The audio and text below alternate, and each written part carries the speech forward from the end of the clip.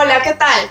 Hoy tengo un invitado especial, Juan Vázquez. Él es peruano que trabaja en Google, lo conocí hace poco y su historia me encantó y le pedí que por favor venga a compartírsela a todos ustedes. Juan, muchísimas gracias por estar acá, por animarte a estar frente a cámaras y de repente nos puedes contar un poquito de dónde eres. Claro, yo nací en Ica, mi papá, mi mamá, toda nuestra familia, generaciones de generaciones atrás somos de Ica, pero cuando mi hermano era pequeño, yo tenía 3 años, mi hermano tenía 1 y mi hermana creo que estaba en camino en ese entonces, mis papás tomaron la decisión de mudarnos todos a Lima en busca de este sueño de la capital, mejores oportunidades, mejor educación y todo lo demás que viene con eso en esta época de los 90s.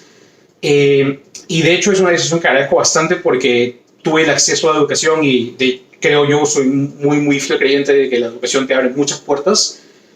También implicó bastantes sacrificios para la familia. Mi papá era en ese momento profesor de educación física y estaba encaminado a ser director de una universidad en Ica. Mi mamá era administradora de empresas, una de las empresas más importantes de Ica en ese momento, pero decidieron dejar sus carreras, mudarse a Lima para buscar esa oportunidad para nosotros, para mí, para mi hermano, para mi hermana que estaba en camino. Y es una decisión bastante difícil, ¿no? Porque no era nada sencillo en ese momento, en los 90 había una discriminación muy fuerte que todavía existe dentro de Lima, pero en ese momento era muy marcada. Mi papá no consiguió trabajar en la misma línea de carrera y tuvo que dedicarse a ser chofer de buses. Mi mamá tampoco consiguió desarrollarse en la línea de carrera, pero prefirió quedarse como ama de casa, que es algo que le reconozco bastante y se lo agradezco mucho por haber estado ahí para nosotros. Pero bueno, era la necesidad del momento, ¿no? No había otra opción, a menos que quisiera ya regresarse a Ica, y ella decidió en ese momento que eso era lo mejor para nosotros como familia. Y nada, estando en Lima nos ayudó muchísimo el hecho de que tenemos oportunidad y acceso a cosas, pero no era sencillo, ¿no? No es nada es gratis, nada es barato. Y estando en Lima no nos quedó de otra más que ir a buscar dónde podíamos vivir. Terminamos viviendo en un garaje dentro de una casa de una familia bastante buena, ¿para qué? En el Callao. Y toda mi vida, toda mi infancia, toda mi niñez la pasé en el Callao hasta que fui en secundaria. Recién creo que fue la primera vez que salimos del Callao, pero nos tocó duro. Creo que a todo el mundo, todos tenemos dificultades. Mi dificultad en ese momento fue cuando crecí darme con la realidad de que mi familia no tenía los medios económicos para darme todas las oportunidades que yo quisiera tener y que nos tocaba recursearnos, nos tocaba buscar cómo encontrar una solución para poder no desperdiciar nuestros años de formación, ¿no? Y poder tener una buena educación de calidad, que es una inversión que más adelante nos iba a generar beneficios, pero en el momento era difícil, ¿no? Difícil eso de conocer a tus amigos y que tus amigos te inviten a sus casas y luego tú no puedes invitarlos porque literalmente es abrir una puerta de garaje y entrar y no encontrar un carro. O sea, todos, tú, tus hermanos y tus papás vivían todos en solo un garaje. Todos en solo un garaje. Teníamos 2 camas para los 5 de nosotros. Wow.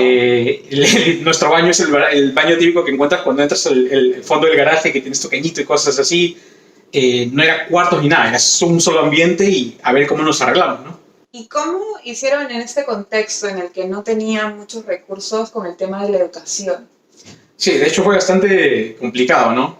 Mi mamá fue, creo, la mente maestra detrás de todo esto. Cuando yo era pequeño, ella siempre intentaba hacerme aprender un poquito más, ¿no? Aprender a leer, aprender a escribir desde casa. Tengo una tía que también era yo la llamo siempre que fue una profesora de corazón y a ella le gustaba mucho enseñar, entonces me ayudaba mucho a aprender.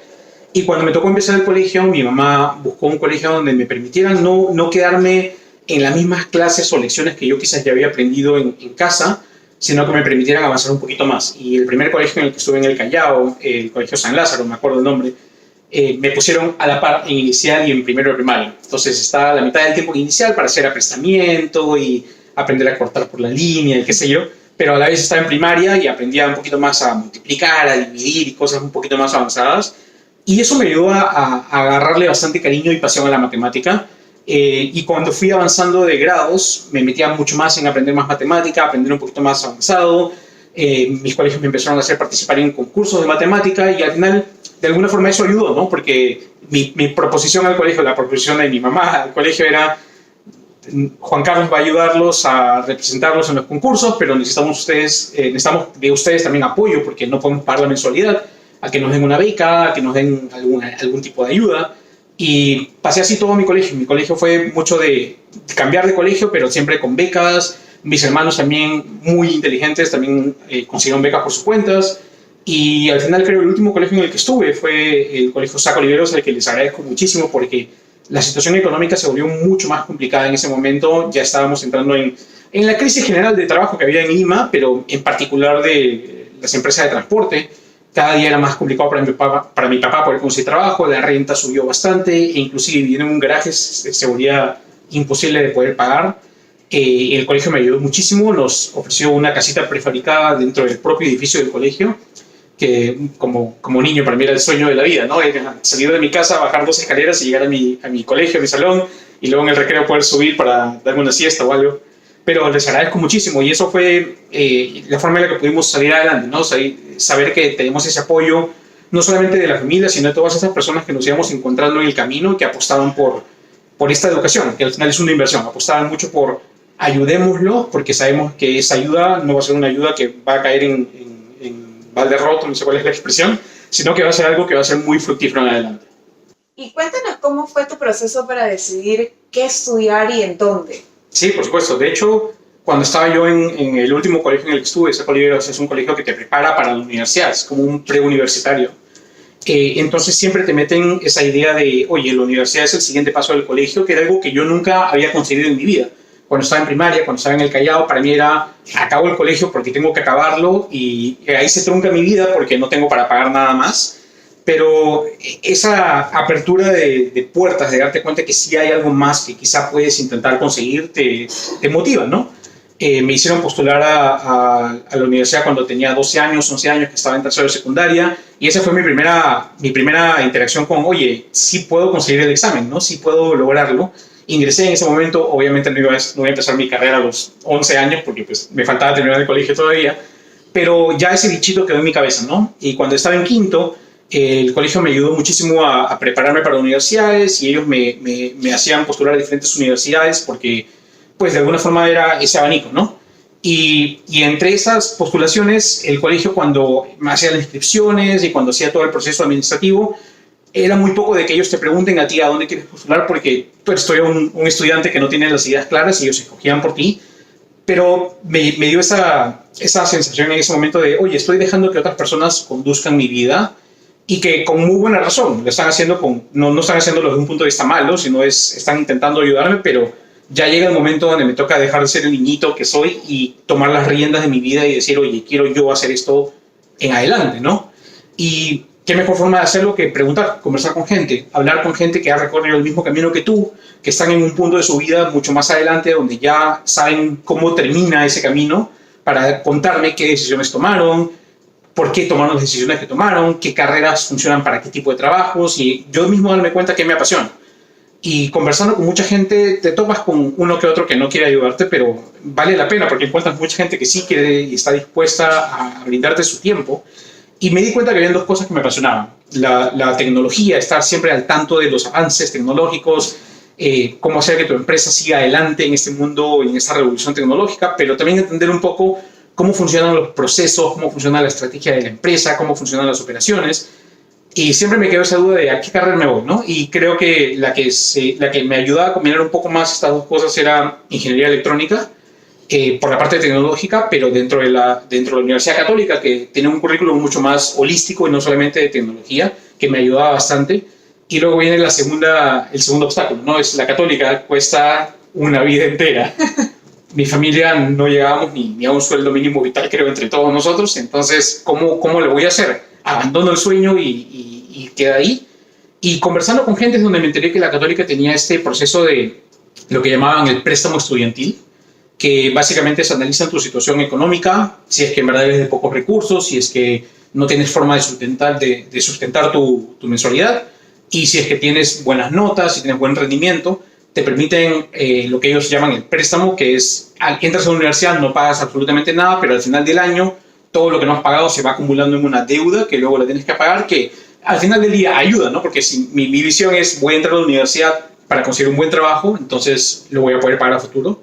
Pero encima de todo eso, había una segunda capa de este préstamo que es la condonación. Si es que dentro de un año tienes un rendimiento bastante bueno entre los primeros puestos de tu facultad, te perdonan la deuda del año. y tener ese objetivo en mente te motiva, ¿no? Entonces toda mi vida en la universidad fue, quiero asegurarme de dedicarme lo más que pueda a estudiar para poder conseguir esta condición, para no ser una carga más a mi familia cuando me gradúe, y sobre todo porque mi hermano y mi hermana nos llevamos 2 años, entonces yo a la mitad de la universidad, mi hermano empieza, cuando yo esté acabando, mi hermana empieza, y no quiero ser una carga más, sino quiero poder ayudarlo, ¿no? Y funcionó bien, le agradezco mucho a la Universidad Católica que me haya dado ese apoyo. Pasé todos mis 5 años de universidad sin pagar más que el mínimo que te debían pagar de 20 soles para tu matrícula o algo por el estilo.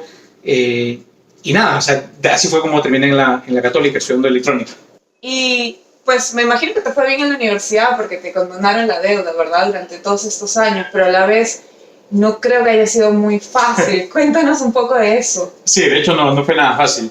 No es solamente la presión de mantenerte en los primeros puestos, ¿no? Porque si sales de los puestos te toca luego pagar la deuda de la universidad, que no era nada fácil imaginarme que tengo una deuda entera que pagar, pero todas las situaciones que pasaban alrededor de eso durante ese tiempo. Cuando yo empecé la universidad, que era a los 14 años cuando salí del colegio, y todavía seguía viviendo en el colegio. Me acuerdo que te conté que estábamos en esta casita prefabricada dentro del mismo edificio del colegio, pero de vuelta, colegio, por más bueno que sea, y de hecho fueron muy buenos, me apoyaron bastante. Llega un momento donde ellos también tienen que empezar en el colegio mismo y decir, oye, Juan Carlos ya no está en el colegio, tenemos que darle la casa a alguien más que también viene de provincia para ayudarlos, para que se desarrollen y qué sé yo. Entonces, cuando estaba en mi segundo a tercer año de universidad, tenía 16 años, el colegio nos dijo que ya que era momento de que tenemos que desocupar la casa, y justo en esos momentos mi papá pasaba por una mala racha en el trabajo. Mi papá, como te conté, trabajaba en una empresa de transportes como chofer de buses, y en todas las empresas privadas de transporte no es que la empresa tenga los buses y contrata trabajadores, sino es más como una asociación, ¿no? O sea, tú tienes tu bus, lo pintas de los colores de la empresa, lo manejas con el nombre de la empresa, pero es tu bus, tú mismo manejas tu pasaje, cuánto le cobras y cómo repartes eso entre el chofer y el cobrador, y luego tienes que pagar como una comisión a la empresa. Pero mi papá no tenía ni un solo bus, o sea, cero que nosotros hubiéramos podido comprar un bus con los ingresos que teníamos. Y con la crisis económica cada vez había menos y menos personas que estaban dispuestos a decir, hoy no trabajo en el bus y se lo presto a Carlos, que era mi papá, para que lo maneje. Y se volvió todo este tema, ¿no? De estar con la presión de la universidad, pero a la vez darme cuenta que no teníamos dónde vivir en ese momento. ¿Y qué hago, no? O sea, dejo todo y me pongo a trabajar, o me quedo en la universidad y a ver hasta cuánto me dura el sueño, porque luego nos quedamos en el aire. Y me tocó tomar la difícil decisión de, me toca hacer las dos cosas, ¿no? No quiero dejar de lado mis estudios porque he trabajado tanto para llegar a ese punto, pero tampoco quiero ser el que deje de lado a mi familia, todo el apoyo que me han dado desde pequeño. Y tuve la suerte de que conseguí bastante apoyo de las personas con las que estuve yo en el colegio, aparte del colegio mismo donde yo estuve estudiando, un colegio en el Callao. Cuando estaba en mi primera secundaria me ofreció trabajo como profesor. Y aparte de eso, las academias de al frente de la Universidad Católica, que son academias que te preparan para tus exámenes dentro de la universidad, como tus cursos de matemática, de cálculo, de qué sé yo, me ofrecieron también un puesto para enseñarle a la gente que estaba en ciclos anteriores a mí. Y entonces, con todo esto, tuve que armarme mi contingencia de apoyo, ¿no? Para ver cómo podemos hacer para seguir adelante. Mi mamá, que también tuvo muy, muy buena suerte de tener muchos amigos cercanos, había amigos que nos apoyaban en ver cómo hacemos para conseguir una nueva casa. Uno de ellos, de hecho, nos ofreció un cuarto dentro de su casa para poder vivir. Y con todo este apoyo de la familia, que yo creo que eso es una cosa muy importante en la vida, que cada vez que conoces gente, cada vez que te relacionas con gente, son gente que en algún momento de tu vida van a estar ahí para ti, si es que tú estás ahí para ellos también, ¿no? Y no se trata de conozco a alguien y es un hola chao, sino es entablar relaciones y asegurarte de que esas relaciones sean mutuos, ¿no? Que tú vas a tomar beneficio de ellos, sino que tú también los apoyes. Y nada, me pasó eso. Entonces a los 16 años tú me veías a mí trabajando en la mañana, levantándome temprano para irme al colegio, tener 2 salones de primero y de quinto de secundaria, enseñar durante todo el día, acabar las clases y irme corriendo a la universidad para irme a mis clases de la tarde, acabar mis clases de la tarde, irme a la academia del frente para enseñarle a los alumnos que estaban preparándose para sus prácticas de cálculo, acabar eso, irme a juntarme con mis grupos de trabajo para hacer mi trabajo hasta la 1 de la mañana. A la 1 de la mañana a veces ni siquiera me da tiempo de regresarme a mi casa al Callao, sino me quedaba a dormirme en la casa de uno de mis amigos que vivía cerca de la universidad, en el sofá. Al día siguiente levantarme, la misma cosa, de vuelta a irme al colegio, de vuelta a hacer toda mi rutina de todos los días y dormir 3, 4 horas diarias, que no era nada bonito, pero pues es el sacrificio que toman, ¿no? A veces a uno le toca hacer sacrificios fuertes en pos de una inversión buena, que la educación siempre es una buena inversión. Y qué bueno que pude sobrevivir todo eso, qué bueno que me rodeé de muchos amigos que estaban ahí para apoyarme, que amigos muy, muy queridos que siempre me daban un apoyo, no solamente el apoyo de decirme, oye, quédate a dormir, acá tienes un sofá, sino el apoyo emocional, ¿no? Saber que tienes gente que, si es que tienes esa presión y estás que no puedes con tu vida, puedes contarles tus cosas, que puedes estar, puedes ser muy abierto con ellos y que van a estar ahí para escucharte y no juzgarte, ¿no? Sino al contrario, ayudarte en la forma en la que ellos puedan ayudarte y si no fuera por eso, de verdad no hubiera podido sobrevivir todos esos años. ¿Y ya sabías desde que egresaste de la universidad que querías estudiar una maestría en Estados Unidos? No, de hecho, para nada. Cuando estaba en la universidad, mi único objetivo era acabar la universidad y conseguir un trabajo para poder seguir ayudando a mi familia. Y dicho y hecho, estuve en mi penúltimo año de universidad, conseguí prácticas en Cineplanet, viendo tecnología, viendo toda esta revolución del cine digital, 3D, y conseguí mi trabajo a tiempo completo ahí también. Y estuve un par de años. Me gustó bastante porque era la parte tecnológica y esto que me gusta mucho de estar en el avance de la tecnología, pero quería yo también ver un poquito más de esta otra mitad de mi interés, que es la estrategia, procesos, operaciones. Entonces empecé a trabajar en consultoría, estuve trabajando en McKinsey Company por 2 años y ya era como ese redondeo, ¿no?, de todo mi interés. Y cuando estaba en esta empresa, mucha de la gente que está en consultoría, los que conocen un poco de la industria de consulting, siempre son de la mentalidad de trabajo 2 años y me voy a estudiar una maestría, hago mi MBA y luego sigo con mi vida, regreso a la empresa y qué sé yo. Pero cuando yo estaba en esta empresa, para mí era mucho de, oye, todos estos chicos que están intentando postular al MBA y hacer eso como su carrera, vienen de familia adinerada, entonces de hecho ellos no tienen ningún problema de mudarse a Estados Unidos, pagar su departamento en Estados Unidos, pagar la mensualidad de Estados Unidos, y yo no, yo soy totalmente lo contrario, ¿no? Vengo de familia humilde, con la justa podemos pagar nuestra vida. ¿Para qué voy a ni siquiera soñar con eso? ¿No? O sea, es una cosa tan ridícula que mi mentalidad era, no, me bloqueo y esto no es algo que puedo hacer nunca en mi vida, ¿para qué lo pienso? Y sigo con mi vida como si eso no existiera. Y triste, ¿no? Pero pasa, le pasa a mucha gente. Entonces, acabé mis 2 años de trabajar en McKinsey Company y me ofrecieron ellos oye, ¿vas a postular al MBA? Y yo dije, no es lo mío, doy un paso al costado y me fui a trabajar a otra empresa. Estuve trabajando en el Grupo Romero por un par de años y le agradezco muchísimo a las personas del Grupo Romero porque fue en ese momento donde en verdad me di cuenta que había bastante gente más en el Grupo Romero que también tenía esa mentalidad de, oye, quizás sí puedo postular a esto, quizás sí averiguo y por lo menos no pierdo nada averiguando, ¿no? Llamo, contacto, mando un par de correos y pregunto cosas y rodearme de esa gente me hizo darme cuenta que en verdad yo era el que estaba censurándome a mí mismo mis opciones y mis posibilidades simplemente porque creía que yo no era capaz de conseguir algo. Y estando en esa onda de rodearme de gente que me ayudara y que me motivara, oye, averigua, pregunta, postula, me di cuenta que en verdad no es tan difícil como uno lo piensa. Ir a una universidad en Estados Unidos, sí, suena como que, oye, ¿qué vas a hacer? ¿No? Todos los precios allá son en dólares, es mucho más caro. Pero todas las universidades buenas tienen un programa de ayuda financiera donde ellos quizás te ofrecen algún tipo de apoyo económico o quizás te ofrecen algún tipo de beca parcial, pero en el peor de los casos te ayudan a ver cómo consigues un préstamo, un tipo de préstamo estudiantil, llamémoslo así, donde te contactan con entidades financieras, que son entidades especiales en Estados Unidos para préstamos para estudios, y ellos básicamente lo que hacen es, esta entidad financiera te da el dinero para que pagues tu mensualidad y luego tú cuando ya te gradúes, tengas trabajo, lo empiezas a pagar. Y se vuelve una situación mucho menos complicada, ¿no? Porque ya sabes que no se trata de si es que tienes o no tienes el dinero para ir a una universidad, sino se trata de si eres la persona adecuada para el programa, si es que la universidad cree que eres bueno y si es que consigues pasar todo el proceso de postulación. Una vez que la universidad te da la oferta de ingreso, de ahí en adelante el problema se soluciona con su oficina de apoyo financiero. Y eso incluye también el costo de vida, ¿verdad? Incluye el costo de vida. De hecho, todas las universidades tienen unos cálculos muy, muy geniales donde tú ni siquiera tienes que preocuparte. Yo cuando postulé a las universidades ni siquiera tuve que preocuparme de, oye, ¿cuánto cuesta un departamento en esta ciudad? ¿Cuánto cuesta la comida en esta ciudad? Que hasta eso parece como complicado, ¿no? Que tú te pones a pensar, ¿qué voy a hacer? Me pongo a buscar en internet, no sé, en KFC, ¿cuánto cuesta el pollo en Estados Unidos? Las universidades tienen todo planeado porque no es la primera vez que admiten gente de fuera, ¿no? Lo vienen haciendo por años de años.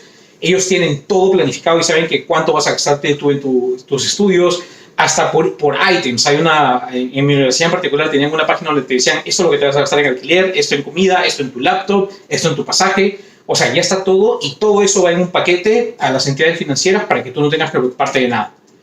Y ya con eso solamente fue que postulé a 5 universidades, entré a 3 y tuve la buena suerte de que una de las 3 era la que más yo quería entrar, que era la Universidad de Chicago. Y la gran razón, aparte de que la gente era muy buena, era muy chévere, muy divertida, son todos así medio nerds y son apasionados de tecnología y cosas así, pero a la vez muy buena gente, muy centrados, con los pies en la tierra y entendiendo la realidad de la gente.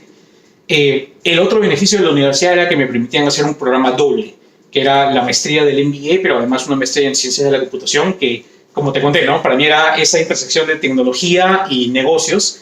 Y entonces hice mis 2 años en la universidad muy chévere, la pasé muy bien, son 2 años que no cambiaría por nada en mi vida. Y así fue como vine a Estados Unidos. ¡Wow! ¡Qué increíble! ¿Y cómo fue que de esa maestría o del dual degree que estudiaste pasaste a Google? Todas las universidades en Estados Unidos, así como te ayudan con el tema económico, te ayudan también con el tema de posicionamiento para conseguir un trabajo. La Universidad de Chicago tiene un departamento muy chévere donde te guían paso a paso cómo haces para conseguir un trabajo en Estados Unidos, y todas las universidades de 2 años de maestría, en la mitad de esos 2 años tienen un programa de internship donde postulas a ser un intern en alguna de las empresas. Postulé durante mi primer año a Google, entré al programa del internship a Google, estuve trabajando dentro de Android, haciendo estrategia y operaciones. Fue muy chévere, en verdad. O sea, tú conoces Google mucho más que yo, es divertidísimo por donde lo veas. Y aparte es una empresa donde te hacen sentir que perteneces a la empresa, que no importa que vengas de fuera, no importa que yo venga de Perú y que mi inglés sea machucadito, puedo sentirme identificado con la empresa, puedo sentir que la empresa me brinde el apoyo que yo necesito para salir adelante. Por eso me enamoré de Google en mi internship, y cuando salí de mi internship ese es mi objetivo, tengo que convertir a full time dentro de Google. Gracias a Dios convertí a full time y ahorita empecé hace 1 mes y medio apenas. Entonces voy 1 mes y medio ya como empleado a tiempo completo. Volví al equipo donde estaba dentro de mi internship en Android, de vuelta viendo estrategia, viendo operaciones para todos estos puntos de contacto donde Android contacta con las empresas que utilizan Android. No sé si te imaginas tu Samsung, tu LG, todas estas empresas que se benefician de la plataforma de Android. Y mi equipo ve la parte más de estrategia y operaciones dentro de esa interacción. Es muy chévere. Y fue una cosa que yo, si tú me preguntas hace 10 años cuando estaba en el colegio, me hubiera imaginado algo así, jamás de los jamases. Hasta hubiera pensado que alguien me estaba bromeando o hasta está burlándose de mí si me dice que este va a ser mi futuro. Pero es ese bloqueo mental, ¿no? Que te toca romper esa venda que tienes en los ojos y darte cuenta que sí es posible.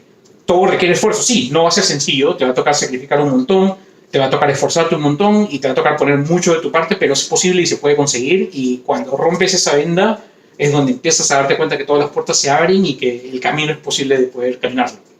Bueno, bienvenido a los peruanos en Google. Gracias.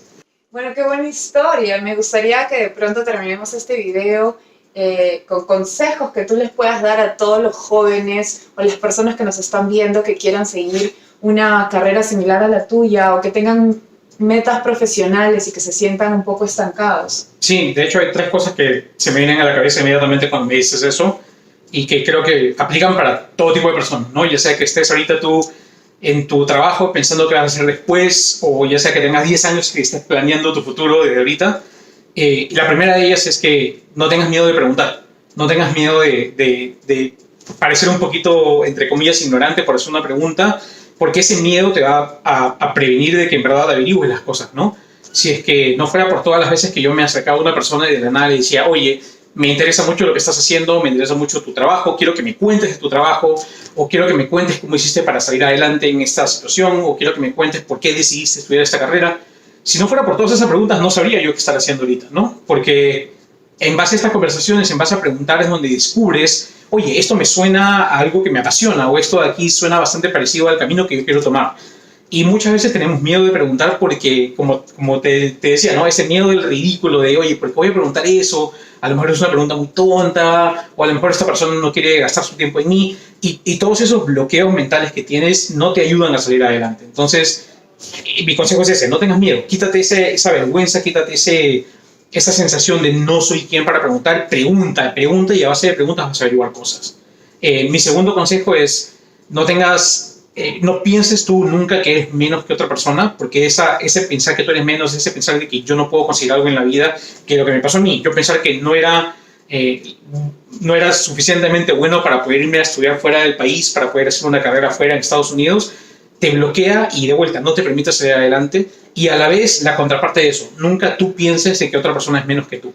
Porque tú veas que una persona no está haciendo el mismo camino que tú, porque tú veas que una persona no está saliendo adelante como tú lo estás saliendo adelante, no necesariamente significa que esa persona es menos que tú. Puede que esa persona esté pasando por los mismos bloqueos mentales que yo he pasado en mi vida y que seguramente todos ustedes han pasado en sus vidas. Y si nosotros vamos a crear esa división, a crear esa barrera, no estamos ayudándolos, ¿no? Y qué pena, ¿no? Qué pena que haya muchas personas que están en esa situación y que no sientan que nosotros podemos darles la mano, que nosotros podemos identificarnos con ellos. Al contrario, seamos todos muy humildes y muy abiertos y démosle la mano a quien creemos que la necesite, y a lo mejor te vas a dar cuenta que hay un montón de gente dentro de tu trabajo, de tu universidad, de tu colegio, de tu barrio, que entre todos pueden ayudarse, ¿no? Qué mejor forma de decir, oye, entre todos juntémonos y aprendamos inglés juntos, que juntémonos todos y aprendámonos lo que tenemos que saber para el examen de admisión de esta universidad, o para el GMAT, para una maestría, o juntémonos todos para averiguar qué universidades ofrecen lo que nosotros queremos estudiar, ¿no? Esa comunidad te va a ayudar muchísimo a hacer tu red de soporte para todo lo que tengas que hacer en adelante. Y mi tercer consejo, y creo que es muy divertido porque para mí si no hubiera sido por esa decisión de mi mamá y de mi papá de invertir en educación hacia adelante, no hubiera estado yo donde estoy ahorita, y se los agradezco muchísimo. Mi consejo es ese: no pienses tú que invertir en educación o que esforzarte o que dar un poquito más de ti es en vano y que prefieres quedarte cómodo en la situación donde estás. Comodidad no siempre es lo mejor de la vida, porque a veces te hace estancarte. Piensa siempre en qué más puedes hacer, piensa siempre en qué esfuerzo más o qué esfuerzo adicional puedes dar de ti para salir adelante, y sobre todo si es en educación. Yo soy un fiel creyente, la educación es la mejor inversión de la vida. No es fácil, no es sencillo, cuesta mucho y requiere mucho sacrificio, requiere mucho esfuerzo, pero todo ese esfuerzo y todo ese sacrificio es una inversión que a futuro va a dar muchísimos frutos. Entonces no pienses que ya estás ahí, te estancas, te quedas y ya empaimes algo, sino hacia adelante. Piensa qué más puedes dar de ti mismo y da ese esfuerzo adicional. Por más que pienses que ya no puedes, dar un esfuercito más, y ese esfuercito más va a generarte muchos frutos a futuro. Perfecto, muchísimas gracias, Juan, Gracias, por todos tus consejos, por compartir la historia. Espero que esta historia haya resonado con muchos de ustedes. Y si tienen alguna pregunta, me las dejan en los comentarios, ya sea para mí o para Juan. Y bueno, no se olviden de suscribirse y ya los veo pronto. ¡Chao! Suscríbanse. Hola, ¿qué tal? Yo ves, Cuéntanos cómo fue así que decidiste... ¿Cómo fue de pasar... de hecho no fue tan así como... Okay. Y hay muchísima gente que nos está viendo que de pronto es... Wow, bueno, qué buena historia. Repito.